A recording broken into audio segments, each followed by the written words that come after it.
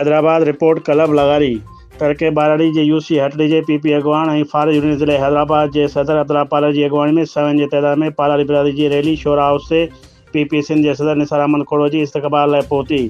तफ़सील मूजिब हटड़ी ऐं फारज यूनियन ज़िले हैदराबाद जे सदर अब्दुल्ला पालारी जी अगवानी में रैली शोरा हाउस से पहुती। पीपी अगवान अब्दुल्ला पालारी मीडिया सां ॻाल्हाईंदे चयो त असां सूबाई वज़ीर ऐं सरदार जाम खान शोरो जे हुकुम ते हिते पहुता आहियूं। हिन जो पीपी ग़रीब ऐं पूरे तवाम जी नुमाइंदा पार्टी आहे। उनजो नारो रोटी कपिड़ा ऐं मकान आहे। हिन जो सूबाई वज़ीर सरदार जाम खान शोरो जा हाउस जा दरवाज़ा 24 कलाक अवाम लाइ खुलियल रहनि था। गुज़िरियल बरसाति में ॾींहुं राति अवाम सां गॾु रहियो ऐं तक जे अवाम खे राशन टेंट समेत ॻोठनि मां पाणी कढण लाइ मशीनूं तेल पिणु ॾिनियूं ऐं ॻोठनि खे ॿुॾण खां बचायो। रैली में एडवोकेट ग़ुलाम हसन पालारी, काउंसलर अब्दुल गनी, साईं बख्श पालारी, ग़ुलाम अली पालारी, अब्दुल वहीद पालारी ऐं पालारी बिरादरी जी अवाम शिरकत कई।